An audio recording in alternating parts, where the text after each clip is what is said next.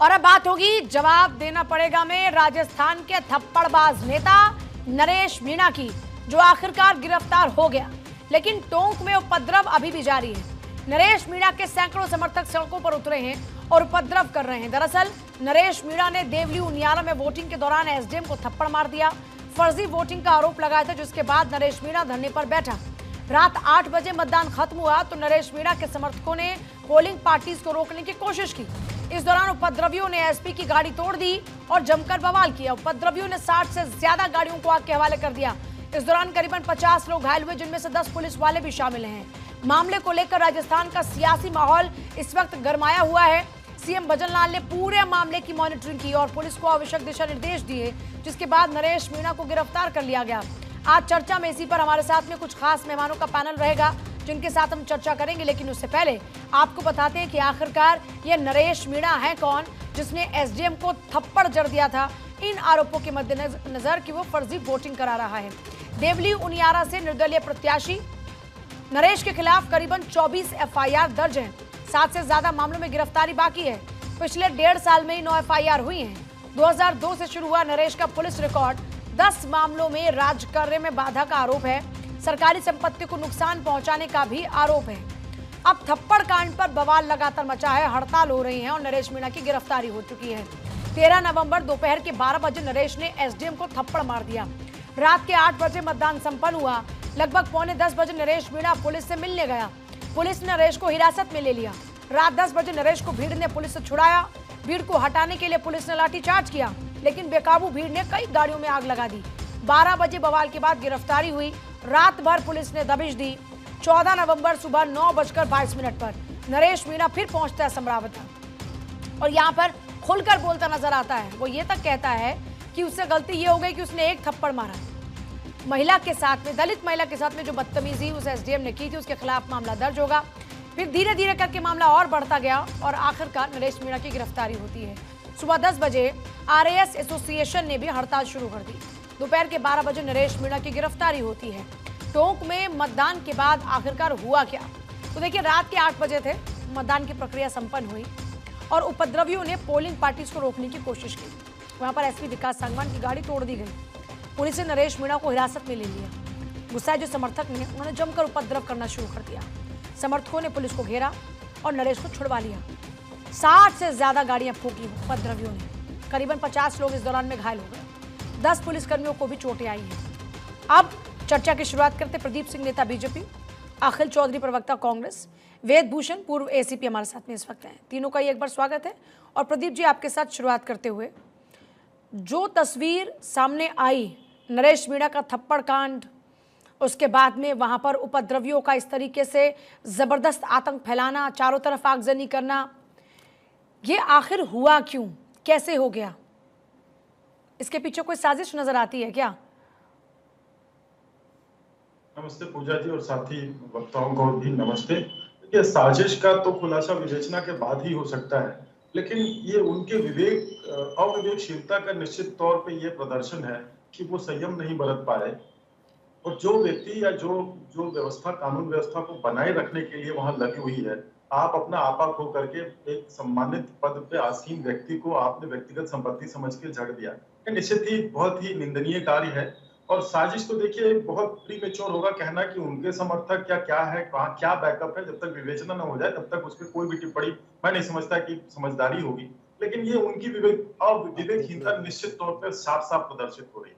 कानून अपना काम करेगा, कानून के दायरे में ये देश चलता है और कानून उनको यथासंभव जो है कब मिलेगा उनको प्रतिफल। लेकिन ये आदर्श नहीं बनना चाहिए और इसकी घोर भर्त्सना मैं करता हूँ। और ये आने वाले दूसरे प्रत्याशियों के लिए भी एक ये अच्छी सीख होगी, जब वो ठीक से उन कानून के अंतर्गत छतरी में बैठ करके जब वो झेलेंगे तब उनको समझ में आए।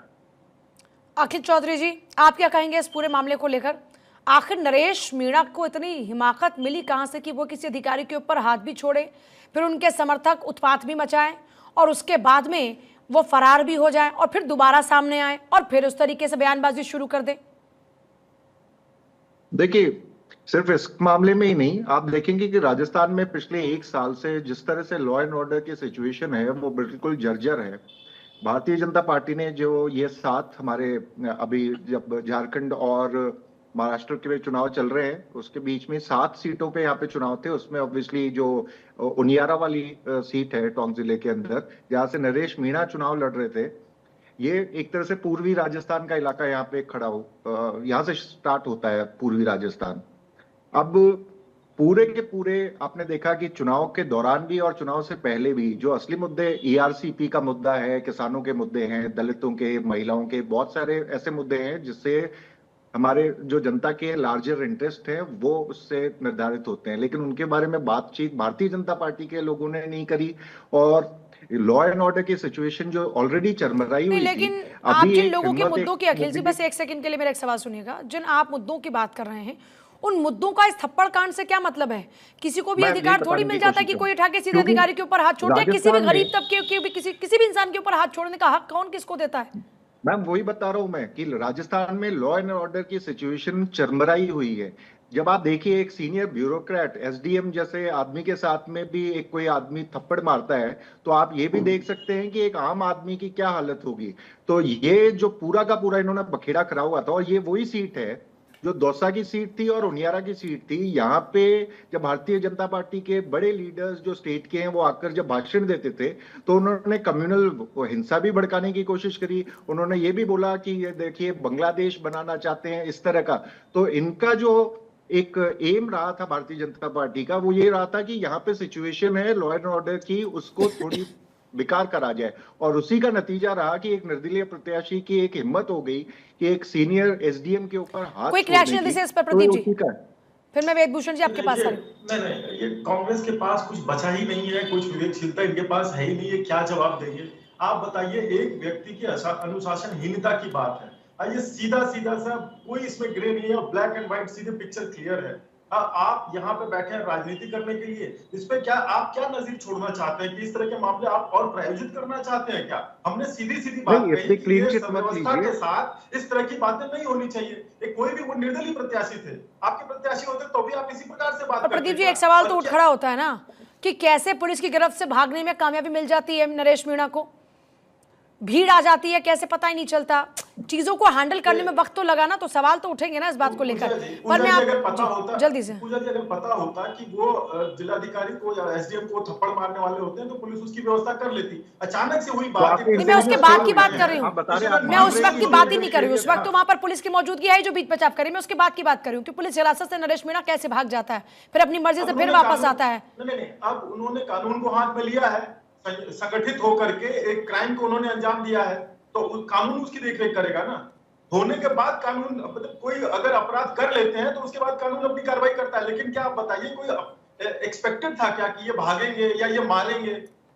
इन्होंने कृत्य किया है, उसकी वो भुगतेंगे सजा।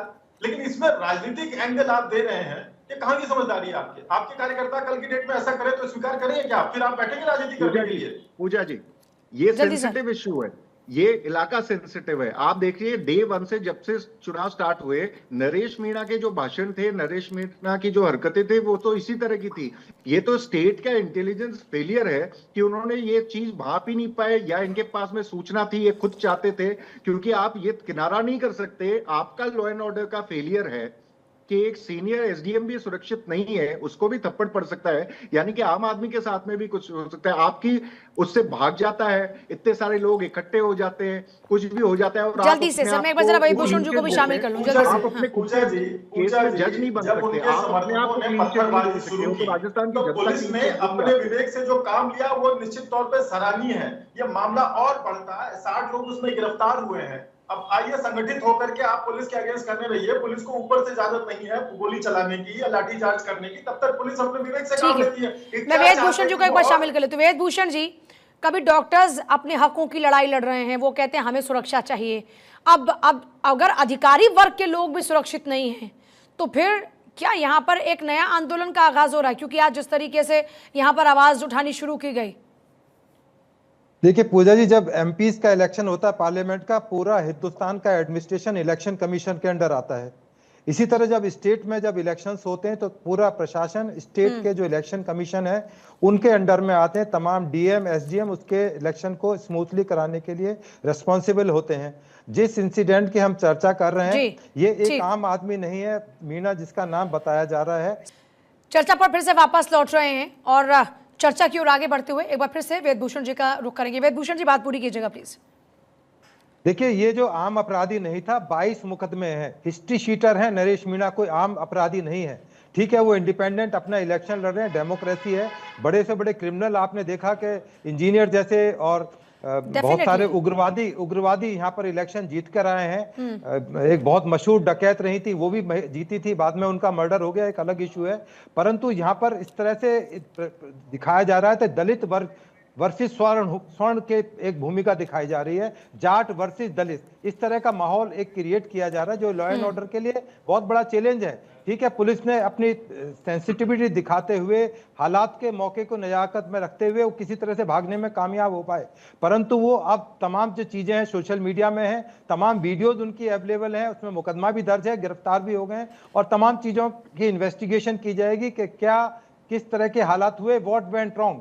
तो ये जो वोटिंग की जो प्रक्रिया है, ये एक तरह से उसको रुकावट माना जाएगा। यदि उनकी कोई शिकायत थी कि फर्जी वोटिंग हो रही है, तो वहां पर प्रिसाइडिंग ऑफिसर होते हैं, तमाम तरह के अधिकारी होते हैं, उनको कंप्लेंट करने का हक है कि वो अपनी कंप्लेंट कर सकते थे। परंतु कोई कायदा कानून नहीं कहता इस देश का कि आकर एसडीएम, प्रिसाइडिंग ऑफिसर या किसी भी पुलिस के कांस्टेबल पर भी वो हाथ उठाए। उन्होंने जो विकास सांगवान थे, क्योंकि वो जाट थे, तो उनकी गाड़ियां तोड़ दी, 60 पुलिस वालों को उनकी गाड़ियां तोड़ दी गई, इंजर्ड कर दिए गए पुलिस वाले। ये तो बिल्कुल लॉलेसनेस वाली बात है और इसका माकूल जवाब पुलिस ने दिया है। तमाम तरह की अरेस्ट की जा रही हैं, अभी बहुत सारी लोग डिटेन किए गए वहां पर जिस जगह पर ये इलेक्शन हो रहे हैं। तो ये तमाम इन्वेस्टिगेशन की चीजें हैं, परंतु कहीं ना कहीं इशारा जरूर करती हैं कि जिस तरह से इलेक्शन के अंदर बल का प्रयोग करने की कोशिश की गई है, वो सोचने पर मजबूर करती है कि क्या इस तरह से फेयर इलेक्शन हो सकते हैं, क्या हमारे डेमोक्रेसी के जो मापदंड है, क्या उसमें वो इस तरह के इलेक्शन जो अपराधी उसमें आ जाते हैं, उनका क्या रोल है। तो ये अपराधी हैं, अपराधियों का रोल जो हो सकता है वो उन्होंने किया, तो उनसे यही अपेक्षित है। इसमें कांग्रेस, बीजेपी, आम आदमी पार्टी का रोल नहीं है, इसमें इंडिविजुअल का रोल है। ठीक है, उनका समाज उनके साथ है, दलित समाज उनके साथ है, और वो सही गलत है। तो मैंने आपको बहुत सारे क्रिमिनल्स का नाम लिया, वेंडेट क्वीन जिसका बताया जाता है, अभी अमृतपाल जैसे उग्रवादी जेल के अंदर है, बहुत सारे लोग जीत के आगे। तो इसका मतलब ये नहीं कि बिल्कुल उनको करेक्टर उनका क्लियर था या उनको बिल्कुल एंटीसीडेंट्स बिल्कुल उनके क्लियर थे, पाक साफ थे। तो ये दुर्भाग्य है डेमोक्रेसी का कि इस तरह के लोग भी बिना पार्टी के इंडिपेंडेंट जीत कर आ जाते हैं। और पार्टियों में भी है, तमाम पार्टियों के अंदर बीजेपी, कांग्रेस, आम आदमी पार्टी, तमाम इस तरह के अपराधी तत्व हैं जिनके खिलाफ सैकड़ों एफआईआर है, बल्कि हीनियस ऑफेंस है, मर्डर, रेप जैसे। लेकिन सर, कानूनी तो ये अधिकार उनको दे देता है ना कि जब तक आप दोषी करार नहीं होते हैं तब तक आपके पास में एक समान नागरिक की तरह अधिकार है। एक तकिया कलाम है कि जब तक वो प्रूव नहीं हो जाए, अनटिल अनलेस प्रूव, वो बिल्कुल इनोसेंट माना जाएगा। ये कानून का एक मजबूरी का फायदा उठाना है। कायदे में तो इस तरह के लोगों को परमिशन भी नहीं मिलनी चाहिए थी, परंतु अब जो सिस्टम है उसी के तहत हमें आपको इन सब लोगों को झेलना पड़ेगा और झेल लें। बहुत शुक्रिया आप सभी का चर्चा में शामिल होने के लिए। यह ऐसा प्रकरण है जो कहीं ना कहीं लोकतंत्र के लिए काला दाग जैसा है।